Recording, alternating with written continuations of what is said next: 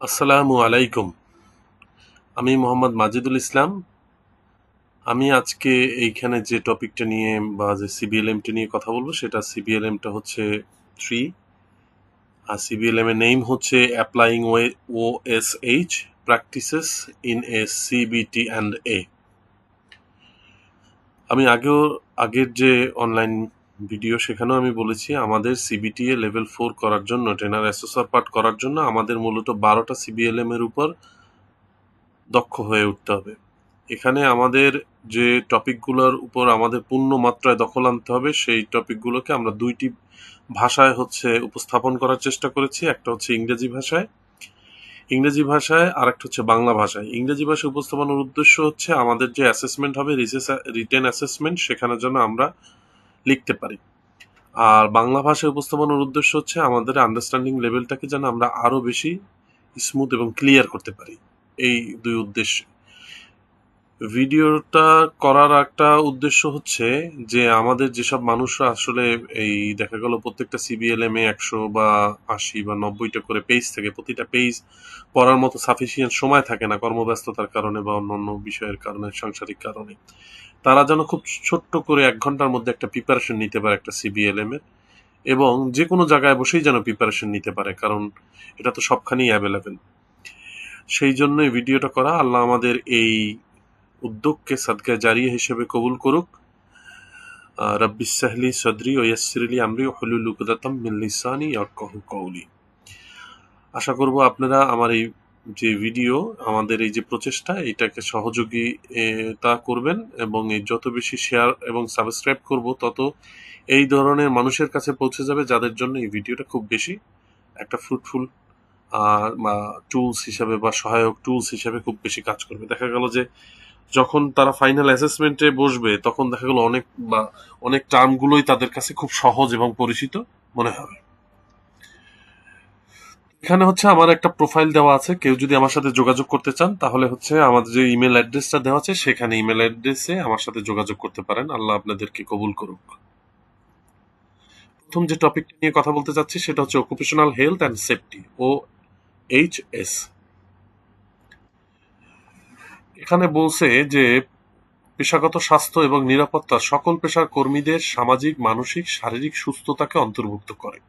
তাহলে আমরা বুঝতে পারলাম যে সুস্থতা হচ্ছে সামাজিক, মানসিক এবং শারীরিক, এই 3 সুস্থতাকেই কর্মীর নিশ্চয়তা দেয় হচ্ছে পেশাগত স্বাস্থ্য এবং নিরাপত্তা। আমরা জানি আমাদের ওয়ার্ল্ড হেলথ অর্গানাইজেশনের যে স্বাস্থ্যের যে ডেফিনেশন সেটা হচ্ছে সামাজিক, মানসিক এবং শারীরিক সুস্থতাকেই আসলে সুস্থতা বলে।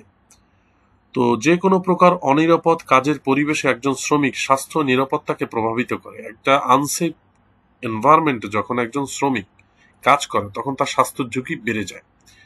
তো কর্মক্ষেত্রে স্বাস্থ্য নিরাপত্তা হলে একটি প্রতিষ্ঠান বা সংস্থার সকল বিভাগের সমন্বয়ে গঠিত। এটা কিন্তু প্রত্যেকটা সংস্থার একটা সমন্বিত একটা উদ্যোগ বা সংমিশ্রণ। সংশ্লিষ্ট প্রতিষ্ঠানের সাথে প্রত্যক্ষ পরোক্ষভাবে যুক্ত সকলের স্বাস্থ্য নিরাপত্তা কল্যাণের নিমিত্তে কাজ করে থাকে। তাহলে আমরা বুঝতে পারলাম যে পেশাগত স্বাস্থ্য নিরাপত্তা হচ্ছে কর্মীদের সামাজিক, মানসিক, শারীরিক সুস্থতাকে অন্তর্ভুক্ত করে। যে কোনো প্রকার অনিরাপদ কাজের পরিবেশে একজন শ্রমিকের স্বাস্থ্য ও নিরাপত্তাকে প্রভাবিত করে। আমরা যদি এটা ইংরেজিতেই বলি যে occupational health and safety encompass the social, mental and physical well-being of workers in all occupations. Poor working condition of any type have the potential to affect a worker health and safety. আমাদের এখানে প্রত্যেকটা টপিকের উপর আবার কোন মানে সিভিএলএম 3-র আমাদের যে পিডিএফ বই আছে সেই পিডিএফ বইয়ের কত নম্বর পেজে আছে সেটা বলে দেওয়া। যেমন আমি যে এখন যে কথাটা বললাম সেটা হচ্ছে পেজ 3-তে আছে, এবং এই যে পিডিএফ বইয়ের লিঙ্কটা আপনারা ডিসক্রিপশনে পেয়ে যাবেন, আপনারা ডাউনলোড করে নিতে পারবেন। Why occupational health and safety important, occupational health and safety কেন ইম্পর্টেন্ট সেই বিষয়টা আমরা এখন জানবো। দেখেন, 1 নম্বর কথা হচ্ছে একটা নিরাপদ এবং স্বাস্থ্যকর কাজের পরিবেশ তৈরি করা। আপনি যদি কোথাও একটা নিরাপদ এবং স্বাস্থ্যকর পরিবেশ না পান তাহলে তো আপনি কাজ করে আসলে কমফোর্ট ফিল করবেন না, বেটার প্রোডাক্টিভিটি ইনশিওর করতে পারবেন না, এবং প্রতিষ্ঠানের যে মান একটা নিরাপত্তার মান প্রয়োগের মাধ্যমে প্রতিষ্ঠানগুলো কর্মী এবং শ্রমিক বান্ধব হয়ে ওঠে। দেখবেন যেসব অর্গানাইজেশনে চাকরি করার জন্য মানুষ খুব বেশি আগ্রহ প্রকাশ করে, সেসব অর্গানাইজেশনের দেখবেন এইসব বিষয়গুলো খুব হাইলি মেনটেন করা হয়। হ্যাঁ, কর্মী এবং শ্রমিক বান্ধব হয়ে ওঠে অর্গানাইজেশনগুলো। দেখবেন যে ইউএনডিপি, ইউএনএসএ বা বড় বড় অর্গানাইজেশন, আইসিডিডিআরবি, এইসব জায়গায় কাজ করার জন্য মানুষ, কারণ কি এগুলো মানে কর্মী এবং শ্রমিক বান্ধব অর্গানাইজেশন। আইএলও এরকম আছে। তো আরেকটা বিষয় হচ্ছে যে আপনি কর্মী এবং শ্রমিকদের একটা নিরাপদ এবং যে কোনো ধরনের বড় বিপদ থেকে মুক্ত করে একটা নিরাপদ পরিবেশে কর্মী এবং শ্রমিকদের দায়িত্ব পালনের সুযোগ করে দিবেন। আপনি একটা কর্মীকে বা একজন শ্রমিককে একটা কোনো ধরনের মানে অনেক ধরনের বড় বিপদ থেকে মুক্ত করে একটা নিরাপদ পরিবেশে তার দায়িত্ব পালন করার একটা সুযোগ করে দিবেন। এটাই হচ্ছে পেশাগত স্বাস্থ্য বা নিরাপত্তা। এইটার জন্যই মূলত বেশি দরকার। দেখেন আনসেফ পরিবেশে যখন আমাদের এমআরটির কাজ চলতেছিল, তখন দেখবেন যে এমআরটির কাজে যাদের হচ্ছে হেলমেট ছিল না বা বেসিক পিপিই ছিল না, তাদেরকে কিন্তু ওই দিনের হাজিরা দেওয়া হয় না বা কাজ করতে অনুমতি দেওয়া হয়নি, কারণ এটা ম্যান্ডেটরি ছিল, তাই না? এটাই ইংরেজিতে বলা হয়েছে যে occupational health and safety must aim to prevent industrial accident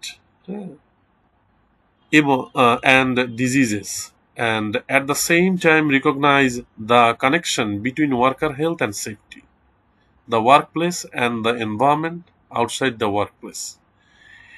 এইটা আমাদের যে করা হয়, আমাদের ইন্ডাস্ট্রিয়াল যে অ্যাক্সিডেন্ট গুলো হয় সেটা থেকে আমাকে রক্ষা করা হয়, বিভিন্ন ধরনের রোগবালাই থেকেও আমাদের রক্ষা করা হয়।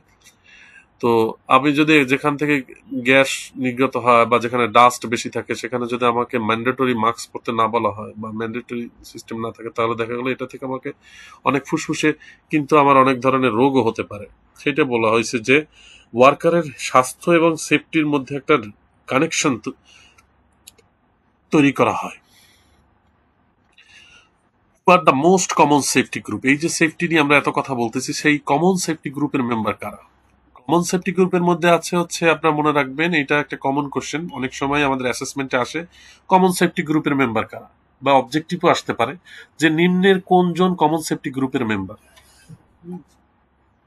তো যেমন health and safety representatives, supervisor, safety officer, health and safety committee. তাহলে আপনারা এখান থেকে মনে রাখবেন health and safety representative, health and safety committee, supervisor আর সেফটি অফিসার। এই চারজন হচ্ছে আমাদের কমন সেফটি গ্রুপের সদস্য, বা এই চারজন নিয়ে আমাদের কমন সেফটি গ্রুপ তৈরি হয়। What are the duties of occupational health and safety officer? একজন অকুপেশনাল OHS অফিসারের যে ডিউটি, সে কি করবে? ডিউটি হচ্ছে প্রথমেও হচ্ছে organise OHS occupational health and safety training organise করবে। সে তার অর্গানাইজেশনে এই ট্রেনিংগুলো অর্গানাইজ করবে। ইনভেস্টিগেট দ্য অ্যাক্সিডেন্ট, সে ইনভেস্টিগেট করবে যে অ্যাক্সিডেন্টটা কেন হলো বা কি কারণে এই অ্যাক্সিডেন্ট হচ্ছে। প্রোভাইড দ্য ফার্স্ট এড, সে কোনো ধরনের দুর্ঘটনা ঘটলে সেখানে সে ফার্স্ট এড প্রোভাইড করবে বা ইনশিওর করবে যে ফার্স্ট এডটা সাথে সাথে দেওয়া হয়েছিল। দেখেন একটা দুর্ঘটনা ঘটলে ফার্স্ট এডটা যদি সাথে সাথে দেওয়া হয়, দুর্ঘটনার তীব্রতা অনেকাংশে কমে যায়। হ্যাঁ, তো শুরুর ওই সময়টাই হচ্ছে ভেরি ইম্পর্টেন্ট। দেখা গেল ব্লিডিং হচ্ছে, আপনি সাথে সাথে গজ তুলা দিয়ে সুন্দর করে ভালো করে এটা ব্যান্ডিজ করলে দেখা গেল রক্ত পড়াটা কমে গেল। তাহলে হচ্ছে দেখা গেল যে অনেক সময় দেখা গেল অনেক দুর্ঘটনায় রক্ত শূন্যতার কারণেই মানুষ হচ্ছে মারা যাচ্ছে। তাহলে রক্তটা বন্ধ করা গেলেই দেখা গেল একটা বড় বিপদ থেকে, নিশ্চিত মৃত্যু থেকে দেখা গেল কিছুটা মানে রক্ষা করা যায়, আল্লাহ যদি কবুল করে। আর undertake risk assessment at the work place, আপনার ওয়ার্ক প্লেসে কি কি ধরনের রিস্ক আছে সেটা কিন্তু অ্যাসেস করতে হবে। এখন এই রিস্ক অ্যাসেস করতে গেলে রিস্ক ম্যাট্রিক্স দরকার হয়।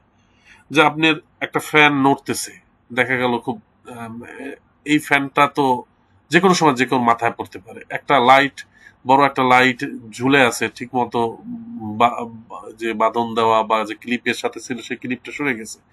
তো এই যে রিক্সের যে অ্যাসেসমেন্ট গুলো একটু আপনি যদি ভালো মতো করতে পারেন, আপনি দেখা গেল যে একটা গ্যাসের গন্ধ আসতেছে, তাহলে আপনি বুঝতে পারতেছেন কোথাও থেকে লিক হচ্ছে, তাহলে আপনাকে এটা খুঁজে বের করতে হবে কোন পয়েন্ট থেকে লিক হচ্ছে, বা এখানে কোনো ফায়ার করা যাবে না, তাহলে এক্সপ্লোশন হবে।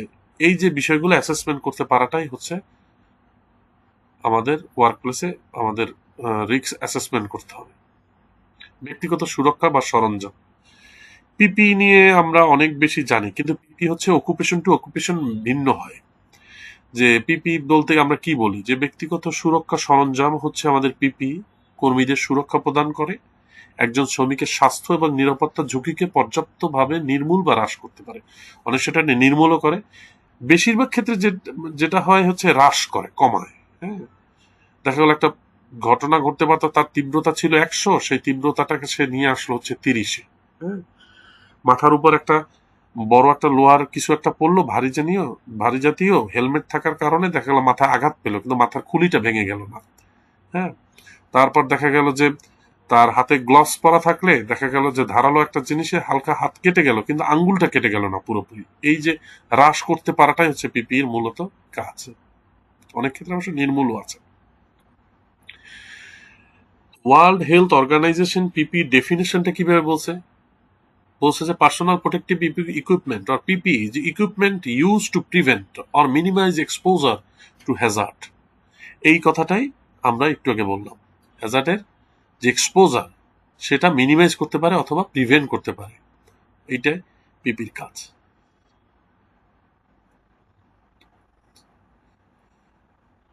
দেখেন একটা জিনিস বলি, পিপি কিন্তু একটা লাইফ স্টাইল। হ্যাঁ, আপনি যখন পিপিটাকে লাইফ স্টাইল করে নেবেন, তখন দেখা গেল এটা আপনার জীবনে অনেক বেশি মানে মানে নিরাপত্তা দিবে। যেমন আপনি যে আপনি মাস্ক ছাড়া আমি চলবো না কোভিড এর মধ্যে, এটা কিন্তু আমরা লাইফ স্টাইল করে ফেলছিলাম। এই লাইফ স্টাইলটা কিন্তু আমাদের অনেক ধরনের লোককে দেখা গেল, অনেক মানুষকে কোভিড থেকে রক্ষা করছে, বা তীব্রতা থেকে কমিয়ে আসছে, বা যে স্প্রেড হয় স্প্রেডটা আমাদের কমে গেছে। তো এটা আমাদের পিপিটা হচ্ছে আমাদের আমাদের নিজেদের দরকার। এটা মানে আমরা যে বলি ওয়ার্ক প্লেসের দরকার, তার চাইতে বরং নিজেদের দরকার আমার, কারণ আমার যদি কোনো একটা ঘটনা ঘটে যায় সেটা কিন্তু আমাকে সারা জীবন ক্যারি করতে হবে। সুতরাং সেফটি ফার্স্ট, আগে হচ্ছে নিজের নিরাপত্তা, তারপর হচ্ছে অন্য সবকিছু। পিপির কি কি আছে? পিপি আমি আগে বলছি আপনাদের কিছুক্ষণ আগে, যে অকুপেশন টু অকুপেশন আমাদের পিপি ভিন্ন হয়। কনস্ট্রাকশনের যে পিপি গুলা থাকে, আমাদের যে কেয়ার গিভিং এ সেই পিপি গুলা থাকে না, বা সেই পিপি গুলার ভার্সন গুলো একটু চেঞ্জ হয়। যেমন কনস্ট্রাকশন হেলমেট থাকে, আপনার কেয়ার গিভিং এ দেখা গেল যে হেলমেট থাকে না, হেতে দেখা গেল হেড কভার থাকে। তারপর হচ্ছে গ্লাভস থাকে, এখানে ভারী গ্লাভস থাকে, ওখানে দেখা গেল যে গ্লাভসটা থাকে সিলিকনের, খুব অল্প। তারপর হচ্ছে আমাদের ইয়ার মাফ থাকে, তারপর সেফটি প্যান্ট থাকে, জুতা বা বুট থাকে, সেফটি বেল্ট থাকে, তারপর হচ্ছে দেহ সুরক্ষা থাকে, চশমা থাকে। হ্যাঁ, তো এই যে বিষয়গুলো বললাম, এগুলোই হচ্ছে আমাদের কমন পিপি। কেউ যদি কোনো সময় আমাদেরকে কমন পিপি সম্পর্কে জিজ্ঞেস করে, তাহলে হচ্ছে এই এইগুলো আমরা বলবো। একটা জিনিস অনেকে বলতে পারেন যে সেফটি বেল্ট কেন দরকার। সেফটি বেল্টের ক্ষেত্রে একটা জিনিস মনে রাখবেন, 6 ফিট অথবা এর বেশি, হ্যাঁ, যদি আমরা উপরে উঠে, তাহলে হচ্ছে আমাদের এই সেফটি বেল্টটা করতে হবে। সেফটি বেল্টটা পরা থাকলে দেখা গেল যে কোনো কারণে পড়ে গেলেও আমি আসলে নিচে পড়বো না, ঝুলে থাকবো। হ্যাঁ, একটা রিকোয়েস্ট করি আপনাদের কাছে, আমাদের এই কাজটা যদি আপনারা একটু সাবস্ক্রাইব করেন দয়া করে, এবং হচ্ছে বেল আইকন দাবান, এবং হচ্ছে আপনার লাইক শেয়ার করেন, তাহলে এটা যে মানুষগুলোর কাছে মানে আমরা পৌঁছানোর জন্য আমাদের এই উদ্যোগটা, সেই উদ্যোগে আপনারা আমাদের একটু সহযোগিতা করলেন। আল্লাহ আপনাদেরকে সাদগা জারিয়া হিসেবে এই কাজটা কবুল করে নিক। এখন হচ্ছে হ্যাজার্ড এবং রিস্ক নিয়ে কথা বলতেছি। খুব কমনলি দুইটা টপিক আমরা সবাই মোটামুটি জানি, তারপরও একটু আবার নতুন করে একটু জানা। হ্যাজার্ডটা কি? হ্যাজার্ড হচ্ছে একটা বিপত্তি, বাংলায় যদি বলি। যে উপকরণ দ্বারা ক্ষতি সাধিত হতে পারে তাকেই হ্যাজার্ড বলে। যেমন এটা বিদ্যুৎ মেশিন হতে পারে, সেলাই মেশিন, বিদ্যুৎ হতে পারে, সেলাই মেশিন হতে পারে, অফিস বা মোবাইল ইত্যাদি হতে পারে। একটু পরে আপনাদের আরেকটু ক্লিয়ার করতেছি। রিক্স তাহলে কি? রিক্স হচ্ছে এমন একটা উপকরণ যেটা আপনি ব্যবহার করছেন, সেটা দ্বারা উচ্চ বা লঘু দুর্ঘটনা ঘটতে পারে, তাকেই বলা হচ্ছে রিক্স। আর হ্যাজার্ডের, খুব সহজে যদি বলি, হ্যাজার্ডের কারণে ঘটে যাওয়া ঘটনাটাই হচ্ছে রিস্ক। আর রিস্ক যদি আমরা সহজে বলি, তাহলে risk equal to Hazard into exposure. এখন হ্যাজার্ড হলো বিপদ আর রিস্ক হলো আমার আপদ। যেমন ধরেন আপনি মোটরসাইকেল চালাবেন, এই মোটরসাইকেল চালনা করাটা কিন্তু আমার জন্য হ্যাজার্ড, কিন্তু আপনি যখন হেলমেট ছাড়া মোটরসাইকেল চালাবেন তখন এটা আপনার জন্য রিস্ক হয়ে যাবে, কারণ এটা রিস্কের মাত্রা হাই। কারেন্টের কাজ করা আপনার জন্য হ্যাজার্ড, এটা অবশ্যই একটা হ্যাজার্ডাস ওয়ার্ক, কিন্তু কারেন্টের সংযোগ বা কানেকশন থাকা অবস্থায় কাজ করা এটা আপনার জন্য রিস্ক। তাহলে আমরা বলতে পারি হ্যাজার্ড হলো বিপত্তি, যে উপকরণ দ্বারা ক্ষতি সাধিত হতে পারে তাকে আমরা হ্যাজার্ড বলতেছি। রিস্ক হলো একটি উপকরণ, মানে রিস্ক হলো যে উপকরণটি আপনি ব্যবহার করছেন সেটি দ্বারা উচ্চ বা লঘু দুর্ঘটনা ঘটতে পারে, তাকেই বলা হচ্ছে রিস্ক। এইটাই আমরা ইংরেজিতে বলছি যে hazard is a something that can cause harm. একেবারে এক কথায় আপনি যখন আসবে তখন লিখবেন hazard is a something that cause harm. Electricity হতে পারে, কেমিক্যাল হতে পারে, ওয়ার্কিং আপে ল্যাডার হতে পারে, আপনি যে আমাদের যে সিঁড়িগুলো আছে সেই ল্যাডারে বসে আপনি কাজ করাটাও দেখা গেল আপনার জন্য হ্যাজার্ড হতে পারে, কারণ এটা তো স্লিপ করতে পারে, নয়েজের নয়েজ হতে পারে। তো রিস্কটা কি আসলে? রিস্ক বলছি it is the chance of harm being caused by hazard. হ্যাজার্ডের দ্বারা যে আমার ক্ষতিটা হতে পারে সেটাই হচ্ছে আমার রিস্ক। এখন রিস্কটা কিরকম? রিস্কটা হচ্ছে আমার এই চান্সটা কি হাই, লো না মিডিয়াম, এইটাই হচ্ছে আমাদের বিষয়। যদি এটা লো হয় তাহলে সেটা তো আমার জন্য খুব বেশি ক্ষতি করবে না, হ্যাঁ, কিন্তু যদি এটা হাই হয় তাহলে সেই কাজটা আমার করা যাবে না। এখন আমরা বলবো ওয়ার্ক প্লেসটা কি। হ্যাঁ, আমরা যে কাজগুলো করতেছি সব তো ওয়ার্ক প্লেস রিলেটেড।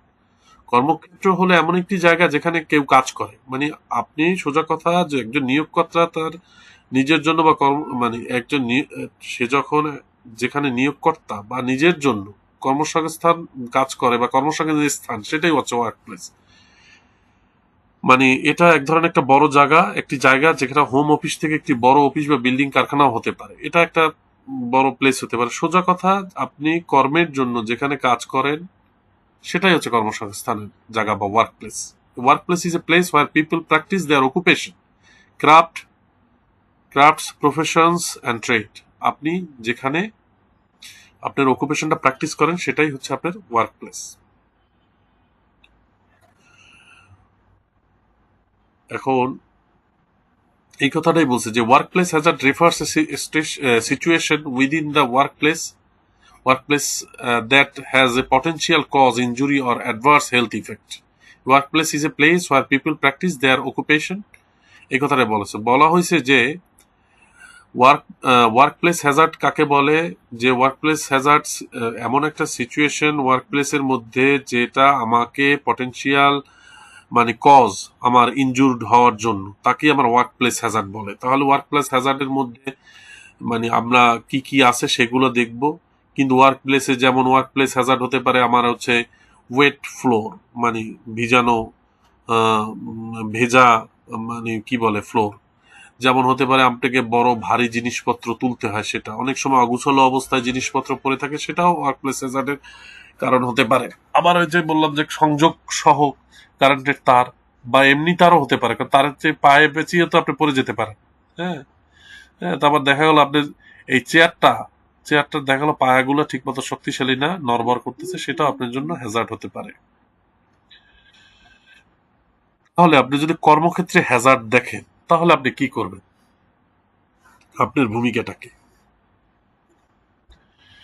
প্রথমে যে কাজটা করবেন আপনি ট্রেনিং বন্ধ করবেন। দ্বিতীয় যে কাজটা করবেন হ্যাজার্ডের অবস্থান বা কি ধরনের হ্যাজার্ড তা খুঁজে বের করবেন। তৃতীয় যে কাজটা করবেন সকলের নিরাপত্তার ব্যবস্থা করবেন। আর চতুর্থ এবং সর্বশেষ সঠিক পদ্ধতিতে এটা সমাধানের ব্যবস্থা করবেন। তাহলে প্রথমে আমরা ট্রেনিং বন্ধ করব, দ্বিতীয় হচ্ছে আমরা হ্যাজার্ডটা খুঁজে বের করবো, হ্যাজার্ডের অবস্থানটা, আর সকলের নিরাপত্তার সুব্যবস্থা করব, আর সঠিক পদ্ধতিতে সমাধানের ব্যবস্থা করবো। এই চারটা ব্যবস্থা আমরা চারটে স্টেপ ফলো করব। যদি আমাকে অ্যাসেসমেন্টে আসে আমি এইভাবে লিখতে পারবো। আপনাদের একটা কথা বলি, সেটা হচ্ছে আমার এইখানে টপিকগুলো এমনভাবে সাজানো যে আমাদের প্রত্যেকটা অ্যাসেসমেন্টের জন্য আমাদের 20টা প্রশ্ন যদি অ্যান্সার করতে হয় তাহলে আমি 1 ঘন্টায় পাবো হচ্ছে 3 মিনিট করে পার প্রশ্নতে। তো এর মধ্যে আবার 30 সেকেন্ড যাবে আমার প্রশ্ন বুঝতে বা প্রশ্ন সম্পর্কে ধারণা নিতে, তাহলে হচ্ছে আমার জন্য 2.5 মিনিট থাকে। তা আমাদের এখানে টপিকগুলো এমনভাবে অ্যান্সার করা হচ্ছে যে 2.5 মিনিটের কথা মাথায় রেখে। তো আপনারা যদি আরো বেশি স্পেসিফিক জানতে চান তাহলে এই গুগলে সার্চ দিতে পারেন, অথবা পিডিএফ বইয়ের ওই যে স্পেসিফিক যে পেজটার কথা বলছে ওই পেজে গিয়ে আরো ডিটেলস পড়তে পারেন। কর্মক্ষেত্রে ঝুঁকির উপাদান বা হ্যাজার্ড গুলো কি কি আমি একটু আগে বলেছি, তারপর আবারও বলছি। অরক্ষিত মেশিন, একটা মেশিন মানে সিস্টেমেটিক ওয়েতে না, অরক্ষিত ভাবে পড়ে আছে। অগোছালো কর্মস্থল, যেমন নিচে অনেক কিছু পড়ে আছে, আপনি পায়ে বেজে দেখা গেল আপনি পড়ে যেতে পারেন, মাল্টিপ্লাক হতে পারে এখানে। উচ্চ শব্দ, এখানে অনেক শব্দ হয়, সেখানে দেখা গেল আপনি হেয়ারিং প্রবলেম হতে পারে। ক্ষতিকারক রাসায়নিক, যারা কেমিক্যাল ফ্যাক্টরিতে কাজ করে বা কেমিক্যাল পেস্টিসাইড এইগুলো নিয়ে কাজ করে, তাদের এগুলো দেখা গেল স্কিন ডিজিজ হতে পারে। অসুবিধাজনক অবস্থানে কাজ করা, এমন একটা কাজ করতেছেন যেখানে দেখা গেল যে আপনি সোজা হয়ে দাঁড়াইতে পারতেছেন না বা সাফিসিয়েন্ট ব্রিদিং স্পেস নেই, তাহলে আপনি সাফিসিয়েন্ট আলো নেই, তাহলে হচ্ছে এটা আপনার জন্য অসুবিধাজনক অবস্থানে কাজ করা। ভারী বস্তু উঠা নামা করা, সেটা হচ্ছে ওয়েট ওয়েট ভারী বস্তু করলে দেখালে আর্গোনমিক হ্যাজার্ডের মধ্যে আপনি হতে পারেন। আবদ্ধ স্থানে কাজ করা, যেখানে দেখা গেল যে আলো বাতাস ঢুকতেছে না এরকম স্থানে খনিতে কাজ করা হতে পারে, বা বদ্ধ জায়গায়, বা দেখা গেল সেফটি ট্যাঙ্কির মধ্যে কাজ করা হতে পারে। স্ব উদ্ভাবিত সরঞ্জাম, আপনি এমন কিছু সরঞ্জাম করলেন নিজে নিজে, দেখা গেল যে ওয়াটার হিটার তৈরি করলেন 2টা ব্লেড দিয়ে, এটা আপনার অনেক সময় হ্যাজার্ড তৈরি করতে পারে। হ্যাঁ, হ্যাঁ, কারণ আপনি তো বা এমন একটা জিনিস তৈরি করলেন যে সেটা বাস্ট হয়ে গেল বা স্পার্কিং করলো এরকম। মেশিন চালু রেখে স্থান ত্যাগ করলেন, আপনি চিন্তা করলেন মেশিনটা চলতেছে আমি আসতেছি। হ্যাঁ, অনেক সময় দেখবেন যে আহ, চুলার উপর কিছু রেখে আপনি চলে গেলেন, চিন্তা করবেন আমি 2 মিনিটে আসতেছি, কিন্তু আপনি হয়তো বা ভুলে গেলেন। হ্যাঁ, তো এটা আপনার হ্যাজার্ড তৈরি করতে পারে। এবং ইনসাফিসিয়েন্ট লাইটের কথা বলছি। এবং শিফটের পর একাকী কাজ করা, দেখা গেল কেউ নাই, অফিসে আপনি একাকী কাজ করতেছেন, এটাও আপনার জন্য হ্যাজার্ড তৈরি করতে পারে। এখন আমরা যে বিষয়টা নিয়ে বলবো, বিভিন্ন ধরনের হ্যাজার্ড নিয়ে, যে ওয়ার্ক প্লেসে কি কি ধরনের হ্যাজার্ড হয়। মূলত ওয়ার্ক প্লেসে হ্যাজার্ডটাকে 4টা ভাগে ভাগ করা যায়, 4টা বা 5টা ভাগে ভাগ করা যায়। একটা হচ্ছে ফিজিক্যাল, 2 নম্বর বায়োলজিক্যাল, 3 নম্বরে কেমিক্যাল, 4 নম্বরে হচ্ছে আর্গোনমিক হ্যাজার্ড। এখন ফিজিক্যাল হ্যাজার্ডের মধ্যে কি কি, এগুলো কিন্তু আসে এমন ভাবে যে নিচের কোনটি ফিজিক্যাল হ্যাজার্ডের মধ্যে অন্তর্ভুক্ত এরকম ভাবে আসে, বা অনেক সময় অবজেক্টিভ দেয়, বা হচ্ছে ফিজিক্যাল হ্যাজার্ডের কয়েকটি ফিজিক্যাল হ্যাজার্ডের নাম লেখো। তো দেখেন ফিজিক্যাল হ্যাজার্ডের মধ্যে কি হতে পারে, কর্মক্ষেত্রে সহনীয় মাত্রার চেয়ে অতিরিক্ত আহ, অপ্রত্যাশিত শব্দ, অনেক সাউন্ড, মেশিনের সাউন্ড হতে পারে, সেটা আপনার জন্য ফিজিক্যাল হ্যাজার্ড। অতিরিক্ত গরম বা ঠান্ডা, যে কোনো একটা, হ্যাঁ, টু মাস কোল্ড বা টু মাস হট। তারপর হচ্ছে বৈদ্যুতিক তার পরে থাকলে, কারেন্টের তার পরে থাকলে সেটাও আপনার ফিজিক্যাল হ্যাজার্ড। ধারালো কিছু পরে থাকলে ফিজিক্যাল হ্যাজার্ড। রেডিয়েশন বা ক্ষতিকর রশ্মি যদি থাকে তাহলে সেটা ফিজিক্যাল হ্যাজার্ড। যেমন আসে হচ্ছে যে বৈদ্যুতিক তার কোন ধরনের hazard, physical hazard, biological hazard, ergonomic hazard আর কেমিক্যাল হ্যাজার্ড। হ্যাঁ, এরকম ভাবে আসে। তাহলে আমরা এখানে এই বিষয়গুলো একটু নিজেরা দেখে নিব, যে ফিজিক্যাল হ্যাজার্ডের মধ্যে পড়ে হচ্ছে আপনার ধারালো ব্লেড পড়তে পারে, কনস্ট্যান্ট নয়েজ পড়তে পারে, প্রলং এক্সপোজার পড়তে পারে, বা তারপর হচ্ছে আমার টু মাস কোল্ড, টু মাস হট, এগুলো পড়তে পারে। এই বিষয়গুলো হচ্ছে আমাদের সমস্ত কিছু ফিজিক্যাল হ্যাজার্ডের মধ্যে পড়ে থাকে।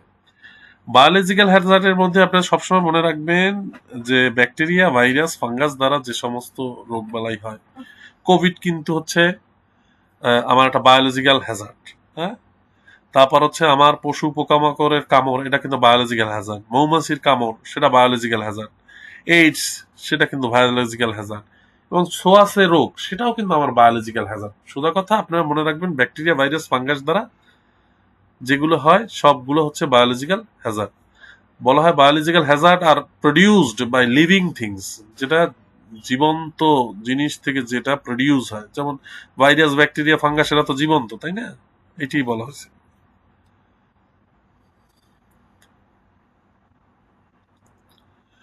কেমিক্যাল হ্যাজার্ডের মধ্যে মনে রাখবেন যে কেমিক্যাল হ্যাজার্ড তো আমরা খুব ভালো করে বুঝতে পারছি, যে chemical hazard include materials that are flammable, explosive আর পয়জনাস। মানে আপনাকে যে দাহ্য হতে হবে, এক্সপ্লোসিভ, এটা হচ্ছে আম, আম, মানে বিস্ফোরক হতে পারে, আর একটা হচ্ছে আমার বিষাক্ত। এই 3টা জিনিস মনে রাখবেন। তাহলে হতে পারে গ্যাস, ধুলা হতে পারে, এটা আমার কেমিক্যাল হ্যাজার্ডের মধ্যে পড়বে। অ্যালার্জি, যদি আপনি বলে যে অ্যালার্জি কোন ধরনের হ্যাজার্ড, তাহলে কিন্তু সেটা আমার কেমিক্যাল হ্যাজার্ডের মধ্যে পড়বে। অ্যাসিড, বিস্ফোরক, বিষাক্ত দ্রব্য, এগুলো আমার কেমিক্যাল হ্যাজার্ডের মধ্যে পড়বে। আবারও যে যে দাহ্য পদার্থ, কীটনাশক, এগুলো আমার কেমিক্যাল হ্যাজার্ডের মধ্যে পড়বে। বলছে বলছে কি যে dust are very fine particle that can become airborne and are created when materials are crushed, ground or sanded. তো এই কথাটাই বলছে যে যে আমার যে ধুলার যে ছোট ছোট গুঁড়োগুলো, এগুলো আমার যে বিভিন্ন ধরনের এয়ারবর্ন ডিজিজে তৈরি করতে পারে। হ্যাঁ, বিকাম এয়ারবর্ন ডিজিজ কারণ হতে পারে। তো আমাদের কেমিক্যাল হ্যাজার্ডটা আমরা ক্লিয়ার যে কেমিক্যাল বিষয়গুলো হলে সেটা কেমিক্যাল হ্যাজার্ডের মধ্যে পড়ে। আচ্ছা, একটা জিনিস একটু আমি বলি, যদি ফ্লোরে সাবান পানি পড়ে থাকে সেটা কিন্তু আমাদের ফিজিক্যাল হ্যাজার্ড, আর যদি ফ্লোরে মোবিল, তেল, এগুলো পড়ে থাকে তাহলে সেটা কিন্তু আমার হচ্ছে কেমিক্যাল হ্যাজার্ড। এখন আর্গোনমিক হ্যাজার্ড, আর্গোনমিক হ্যাজার্ডটা খুব হচ্ছে যেটা হচ্ছে আপনার মানে বিপদের কারণ। এটা হচ্ছে আমাদের কর্মীদের দ্বারা প্রয়োজনীয় পরিশ্রম আমরা যেটা করি, যে আর্গোনমিক হ্যাজার্ডটা কি, আমাদের অফিসে দীর্ঘক্ষণ কাজ করার ফলে বা একইভাবে কাজ করার ফলে বা ভারী দ্রব্য উত্তোলনের ফলে যে আমাদের শারীরিক যে সমস্যাগুলো হয়, দেখা গেল মেরুদণ্ডের ডিস্কের সমস্যা হতে পারে, আমাদের কোমরের ব্যথা লাগতে পারে, বা হাতের রগে টান পড়তে পারে, স্পাইনাল কর্ডের সমস্যা হতে পারে। হ্যাঁ, তো এই যে বা দীর্ঘক্ষণ বসে থাকার কারণে চোখ ড্রাইনেস হতে পারে কম্পিউটারে, এই ওয়ার্ক প্লেস রিলেটেড ইস্যু, মানে দ্যাট যেটা মাসেল বা মাসেল ডিসঅর্ডার রিলেটেড বিষয়, সেইগুলো হচ্ছে সব হচ্ছে আমাদের আর্গোনমিক হ্যাজার্ডের মধ্যে পড়ে। যেমন যদি আমরা বলি যে মানে ইনডোর এয়ার কোয়ালিটি আর noise can cause undue stress, আপনি ওয়ার্ক প্লেসে যে স্ট্রেস, অতিরিক্ত স্ট্রেস কিন্তু আপনার আর্গোনমিক হ্যাজার্ডের মধ্যে পড়ে। বলে যে ওয়ার্ক প্লেসে অতিরিক্ত কাজের চাপ, এটা কোন হ্যাজার্ডের মধ্যে পড়বে, সেটা কিন্তু আপনার আর্গোনমিক হ্যাজার্ডের মধ্যে পড়বে। এছাড়াও আছে psychological Hazard in work place. এটা হচ্ছে আপনার চারটি প্রধান বিপদের ধরন ছাড়া মানসিক এবং সামাজিক কারণগুলো সমস্যা হতে পারে। উদাহরণস্বরূপ চাপ, সহিংসতা, মাথা ব্যথা, ঘুমের সমস্যা হতে পারে। অনেক সময় দেখা গেল যে ওই যে মানসিক চাপ এবং সহিংসতা, মাথা ব্যথা, ঘুমের সমস্যা, এগুলোকে আপনার সাইকোলজিক্যাল হ্যাজার্ড নামে একটা হ্যাজার্ড পরিগণিত করে। তো মূলত চারটা হ্যাজার্ডই বেশিরভাগই আসে, সাইকোলজিক্যাল হ্যাজার্ড ওইরকম ভাবে আসে না।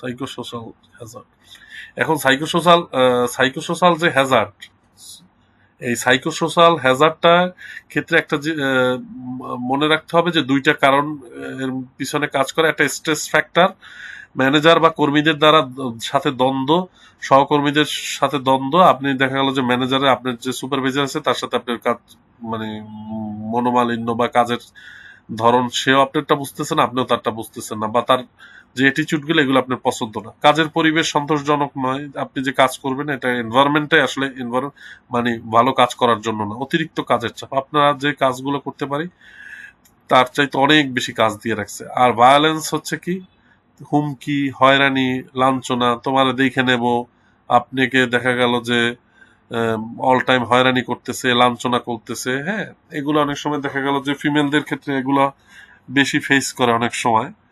তো এই সাইকোসোশ্যাল হ্যাজার্ডটা আমরা বুঝতে পারলাম যে সাইকোসোশ্যাল হ্যাজার্ড যদি আমরা বলি যে যে মানসিক সামাজিক কারণগুলো সমস্যার কারণ হতে পারে, সেগুলোই হচ্ছে আমাদের সাইকোসোশ্যাল হ্যাজার্ড। এখন আমাদের যখন আগুন লাগে তখন দেখবেন যে ফায়ার এক্সটিংগুইশার আমরা ব্যবহার করি। ফায়ার এক্সটিংগুইশার ব্যবহারে কতগুলো প্রসেস আছে। আপনাকে ন্যূনতম 1.8 মিটার দূর থেকে এইটা স্প্রে করতে হবে। হ্যাঁ, এবং এটা স্প্রে করার জন্য একটা পদ্ধতি আছে, সেটা হচ্ছে পাস পদ্ধতি। পাসে হচ্ছে, পিতে হচ্ছে পুল, আপনি ওইখান থেকে একটা চাবির মতো আছে, এটা পুল করবেন পিতে, তারপর হচ্ছে এইম, আপনাকে পাইপটাকে হচ্ছে এইম করবেন যেদিকে আগুন সেই দিকে, এবং স্কুইজ করবেন এবং হাতলটা চেপে ধরবেন। হ্যাঁ, এবং লাস্টে সুইপ করবেন এবং ঘুরাবেন। এটা অনেক সময় আসে যে ফায়ার এক্সটিংগুইশার এর ব্যবহারের সিস্টেমটা কি, একটা পাস, সিস্টেমটা প্রথমে পাস লিখবেন, পিতে লিখবেন পুল, এতে লিখবেন এইম, এসে স্কুইজ, আর এসে হচ্ছে সুইপ। এটা লিখলে, এবং এটা ফায়ার এক্সটিংগুইশারের গায়েও লেখা থাকে, এবং আপনার দেখলেও মানে এগুলো আপনার ইউটিউব বা ইন্টারনেটে সার্চ দিলে আপনার দেখতে পাবেন। ইমার্জেন্সি প্রসিডিউরের মধ্যে আমাদের মূলত অনেকগুলোর মধ্যে 4টা জিনিস পড়ে। একটা হচ্ছে ফায়ার ফাইটিং, একটা হচ্ছে আর্থকোয়েক মানে ভূমিকম্প, আর ফায়ার ফাইটিং হচ্ছে যখন আগুন করে, আর মেডিকেল অ্যান্ড ফার্স্ট এইড যখন কোনো ধরনের মেডিকেল বা ইস্যু হয়, আর ইভ্যাকুয়েশন যখন অপসারণ হয়, এই অপসারণ করা। এই 4টাকে এমার্জেন্সি প্রসিডিউরের মধ্যে পড়ে। যেমন আমি যখন এনএসডি লেভেল 4 দিছি তখন এই প্রশ্নটা আসছিল যে এমার্জেন্সি প্রসিডিউরের মধ্যে কি কি পড়ে। হ্যাঁ, তো আর্থকোয়েক পড়ে, ফায়ার ফাইটিং পড়ে, হ্যাঁ, এই যে রানা প্লাজার যে ভূমিধস, হ্যাঁ, এই যে বিল্ডিং ধস, সেই বিল্ডিং ধসটাও কিন্তু ইমার্জেন্সি প্রসিডিউরের মধ্যে পড়ে। হ্যাঁ, তো contingency measures regarding Hazard, contingency measured গুলো কি কি, আপনি হ্যাজার্ড হলে আপনি কি কি পদ্ধতি করবেন? প্রথমে অপসারণটা একেবারে অপসারণ করতে পারেন, হ্যাজার্ডটাকে বিচ্ছিন্ন করতে পারেন, পৃথক করতে পারেন বা আলাদা করতে পারেন। আর ডিকন্টামিনেশন বিশুদ্ধ করতে পারেন, দেখা গেল যে কারণে এটাই হচ্ছে পরিচ্ছন্নতা মেনটেন করতে পারেন। এই 3টাকে বলা হয় যে কন্টিজেন্সি ম্যানেজমেন্টে আমরা ব্যবহার করে থাকি, ইভ্যাকুয়েশন, আইসোলেশন আর ডিকন্টামিনেশন। এখন আমরা একটা ট্রিকি বিষয় নিয়ে একটু কথা বলবো, একটু একটু কঠিন, কিন্তু আমি চেষ্টা করব খুব সহজে উপস্থাপন করার জন্য। সেটা হচ্ছে হ্যাজার্ড কন্ট্রোল। হ্যাঁ, hierarchy of the Hazard control, এটা মোরালে সবসময় এটা কোশ্চেনটা আসে। অনেক সময় আসে যে বটম টু টপ, অনেক সময় আসে টপ টু বটম। হ্যাঁ, তো হায়ারার্কির মধ্যে আমার এখানে যে পিরামিডটা যেখানে দেখানো হয়েছে সেটা হচ্ছে বটম টু টপ অ্যাপ্রোচে দেখানো হয়েছে। প্রথমে হচ্ছে আবার পিপি, তারপর হচ্ছে এডমিন, আমি বটম থেকে বলতেছি কিন্তু, হ্যাঁ, তারপর হচ্ছে ইঞ্জিনিয়ারিং, আইসোলেশন, সাবস্টিটিউশন, ইলিমিনেশন। এখন এইটা কিভাবে ব্যবহার করতে হয় বা এটার কি কি ব্যাখ্যা, এইটা ব্যাখ্যাগুলো আপনাদের আমি দিচ্ছি। যদি টপ টু বটম আসতো তাহলে আমি কিন্তু বলতাম elimination, substitution, isolation, engineering, admin, PP. ঠিক আবার যদি বটম টু টপ আসে তাহলে আমি উল্টেই বলবো। ইলিমিনেশন কি? আপনি ফিজিক্যালি রিমুভ দ্য হ্যাজার্ড। আপনার মাথার উপর একটা ফ্যান ঘুরতেছে, পড়ার সম্ভাবনা আছে, আপনি ফ্যানটাই সরাই ফেলেন, ওইখানে একটা দেখা টেবিল ফ্যান দিয়ে দিলেন বা এসির ব্যবস্থা করলেন, ঝামেলা শেষ। আপনি ওই ওই ওই ফিজিক্যালি ওইটা সরাই ফেললেন। আপনি দেখলেন যে দেখা গেল যে একটা কারেন্টের তারে একটু ঝামেলা হচ্ছে, আপনি দেখা গেল ওই কারেন্টের তারটাই ওখান দিয়ে চেঞ্জ করে ফেললেন বা সরাই ফেললেন, ওখানে কারেন্টের পথের মধ্যে কারেন্টের তারই থাকবে না। হ্যাঁ, আপনি অন্য জায়গায় মাল্টিপ্লাগের সিস্টেম করলেন। সাবস্টিটিউশন কি? সাবস্টিটিউশনটা সবসময় মনে রাখবেন যে আপদকে নিরাপদ বস্তু বা কৌশল দ্বারা প্রতিস্থাপন করা, রিপ্লেস করতেছেন, মানে কিরকম ভাবে? যেমন এখানে কিন্তু ইউজ ডিভাইস, ডিভাইস ইউজ করাটা হচ্ছে রিপ্লেস দ্য হ্যাজার্ড। আপনি ডিভাইস ইউজ করতেছেন, যেমন আপনার হোটেলে ব্যবহার করলে দেখবেন যে হোটেলে কি করে, হোটেলে হচ্ছে যখনই দেখা গেছে যে আপনার স্মোক হয় তখন দেখা গেল যে সাথে সাথে পানি পড়া শুরু করে, পানির ফোয়ারা অটো চালু হয়ে যায়। বা গাড়ি অ্যাক্সিডেন্ট করার সময় দেখবে যে গাড়ি অ্যাক্সিডেন্ট করলে এয়ার ব্যাগ গুলো ওপেন হয়ে যায়, এগুলোও ডিভাইস দ্বারা, হ্যাঁ, সাবস্টিটিউশন মধ্যে পড়ে। আইসোলেশনটা কি? আইসোলেশনটা ঝুঁকিকে আলাদা করুন, ব্যক্তি বা পরিবেশ বা ব্যবসা থেকে বিপদকে বিচ্ছিন্ন করুন। হ্যাঁ, যেমন মনে করেন আমাদের যখন কোভিড হয়েছে, হ্যাঁ, তখন কি করছে, আমরা বলতাম যে আইসোলেট করে রাখছে, কারণ ওই বাসা থেকে কাউকে বের হইতে দিচ্ছে না। ওই বাসা থেকে বের না হইলে পারলে সে তো আরো কারোর সাথে মিশতে পারবে না, আর কন্টামিনেশনটা আমার স্প্রেড করবে না। তো ওই বাসাটাকে আমাদের দেখা গেল যে আমাদের আইসোলেশন করে রাখছে। বা আপনারা দেখবেন রাস্তায় কোনো অ্যাক্সিডেন্ট হলে বা কোনো গর্ত খুললে একটা হলুদ রঙের কশন এরকম লেখা থাকে, হ্যাঁ, এদিকে ঘিরে রাখে, কারণ ওই জায়গাটা যেন আপনি গিয়ে ওই গর্তের মধ্যে ভুলে না পড়েন। হ্যাঁ, ওটা আইসোলেট করে রাখতেছে। ইঞ্জিনিয়ারিং কন্ট্রোলের মধ্যে পড়ে হচ্ছে যে আপনার এমন কিছু প্রসেস মেনটেন করা, যেমন আপনি জানেন যে এখানে মানে এইখানে অত্যাধিক মাত্রায় গরম, তা আপনি ভেন্টিলেশনের ব্যবস্থা করলেন, বড় বড় জানলার ব্যবস্থা করলেন, বড় বড় এমন কিছু ফ্যান এর ব্যবস্থা করলেন যেগুলো গরম বাতাসকে পাস করে দিচ্ছে। হ্যাঁ, তো এই বিষয়গুলো হচ্ছে আমাদের পরে হচ্ছে ইঞ্জিনিয়ারিং কন্ট্রোলের মধ্যে। Design adopt a safer process enclose or isolate ventilation. হ্যাঁ, আপনি দেখা গেল যে ছাদে অনেক বেশি গরম, আপনি ছাদটাকে হচ্ছে আপনি দেখা গেল যে এমন কিছু কেমিক্যাল দিয়ে হোয়াইট দিয়ে করলেন যেখানে হচ্ছে যে এই টেম্পারেচারটা অ্যাবজর্ব কম করে, বা ছাদের উপরে দেখা গেল এমন কিছু প্লান্টেশনের ব্যবস্থা করলেন যে এই প্লান্টেশন যেটা হচ্ছে আপনাকে ফ্লোরটাকে ঠান্ডা রাখতেছে। আর একটা জিনিস হচ্ছে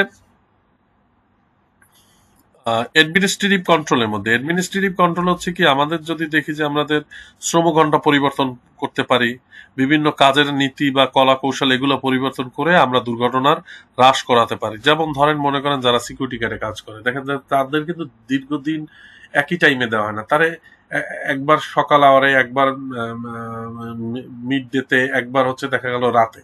এরকম প্রথম সপ্তাহে যদি দেখা গেল সকাল 6টা থেকে 2টা পর্যন্ত করে, পরের সপ্তাহে দেখা গেল 2টা থেকে তাকে দিতেছে হচ্ছে আপনার রাত 8টা পর্যন্ত, তারপরের সপ্তাহে দেখা গেল 8টা থেকে সকাল 6টা পর্যন্ত, এরকম ভাবে হ্যাঁ ওয়ার্কিং করা, মানে মানে শ্রমঘণ্টা পরিবর্তন করে করে। হ্যাঁ,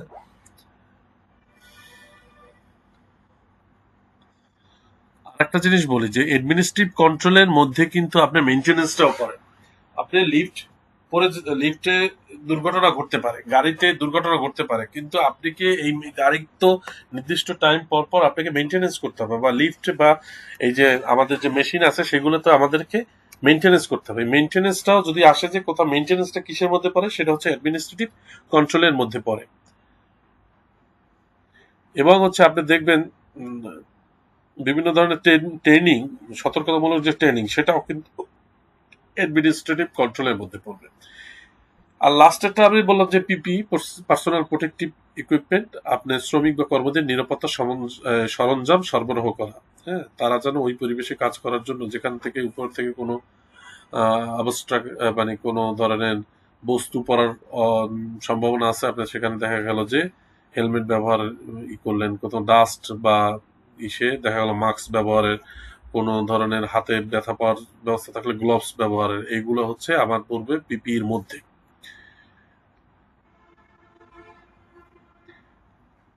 এখন রেজাল্ট, রিক্স ম্যাট্রিক্সটা কি? রিক্স ম্যাট্রিক্সটা আমরা আগে বলছি যে আপনার যে প্রত্যেকটা রিক্সের 3টা জিনিস থাকে, একটা হচ্ছে হাই, মিডিয়াম, লো।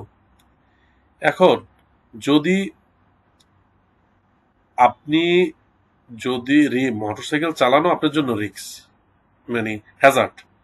এখন আপনি মোটরসাইকেল যদি দেখা গেল 30-এ চালান বা 35-এ চালান এবং হেলমেট পরেন, যেসব সেফ গার্ড গুলো আছে সেইগুলো মেনটেন করেন, রোড সাইডে দিয়ে যেখান দিয়ে যাওয়ার কথা আছে সেইগুলো করেন, মানে সেইভাবে চালান, তাহলে কিন্তু আপনার রিক্সে হচ্ছে এটা কিন্তু লো হয়ে যাচ্ছে। আবার আপনি যদি হেলমেট ছাড়া যদি মোটরসাইকেল চালান, তাহলে কিন্তু এটাই একই জিনিসের রিক্স হাই হয়ে যাচ্ছে। তো রিক্স ম্যাট্রিক্স করে কি, আমাদের যে এই যে রিক্সের তীব্রতাটা আমাদের বুঝতে সাহায্য করে, যে এটা আসলে কতটা তীব্র আমার অর্গানাইজেশনের জন্য। এখন 3টা রেসপন্সিবিলিটি এমপ্লয়ারের পক্ষ থেকে, একজন এমপ্লয়ারের 3টা রেসপন্সিবিলিটি সেফটি ইস্যুতে। এক নম্বর হচ্ছে সেফটি পলিসি বা প্রোগ্রাম সে একটা এস্টাবলিশড করবে, সে তার অর্গানাইজেশনে প্রোভাইড ট্রেনিং করবে, মানে ট্রেনিং প্রোভাইড করবে একটা এই রিলেটেড, সেফটি রিলেটেড। আর ইনফরমেশন এবং ইনস্ট্রাকশন অ্যান্ড প্রোভাইড করবে বিভিন্ন ধরনের ইনফরমেশন, যে এখানে একটা সমস্যা আছে, বা ইনস্ট্রাকশন দেবে যে এখানে গর্ত আছে, বা এখানে আমাদের যাওয়া যাবে না এই সময়টায়। তো এই যে ইনফরমেশন এবং ইনস্ট্রাকশন যেটা আবার সেফটিকে ইনশিওর করে, সেইগুলো দিবে এবং সুপারভিশন করবে, হ্যাঁ, জব সেফলি। এবং মানে সে এটা কন্টিনিউয়াসলি সুপারভিশন করবে যে এখানে কি অবস্থা, কতটুকু রিস্ক আছে, কি অবস্থায় কতটুকু আগালো, এরকম।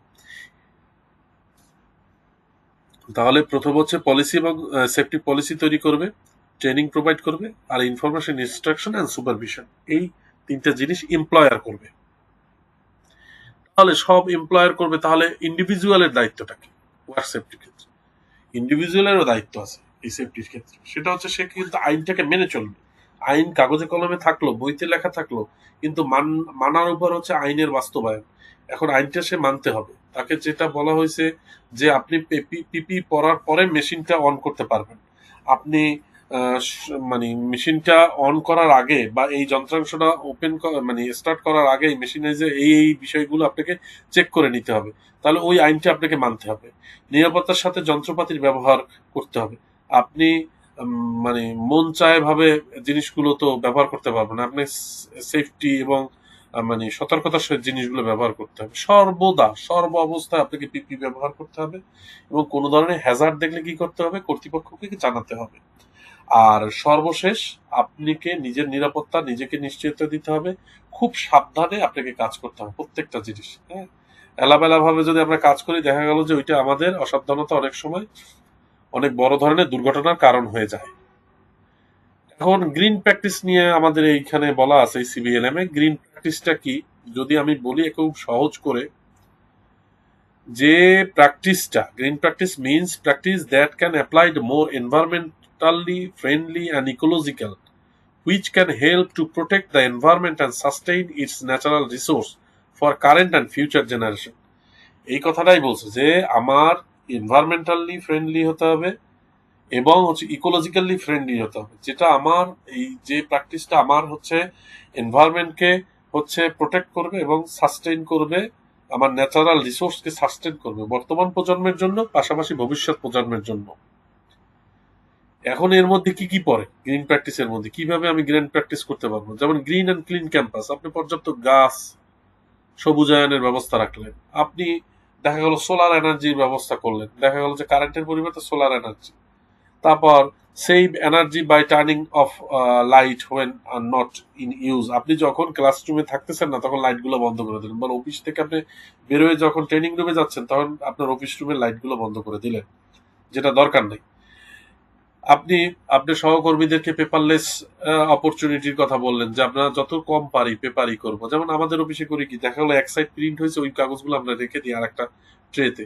যার আবার রাফ প্রিন্ট দরকার হয় সে দেখা গেল যে ওই এক সাইড প্রিন্ট দেওয়া কাগজগুলো ব্যবহার করে সে হচ্ছে করে। আবার অনেক ক্ষেত্রে দেখা গেলো বড় বড় ডকুমেন্ট আমরা উৎসাহিত করি যে আমরা যেন ইমেলে সেন্ড করি এবং আমরা পিডিএফ আকারে ওগুলো যেন আমরা কম্পিউটারে বসে বসে পড়ি। তাহলে দেখা গেল যে ওই বড় একটা ভলিউম পেপার আমার প্রিন্ট করা লাগতেছে না। আসলে পেপার কি, পেপার তো ইকুইভ্যালেন্ট টু গাছ, তাই না? আপনাকে গাছ কেটেই তো আসলে পেপার তৈরি করে।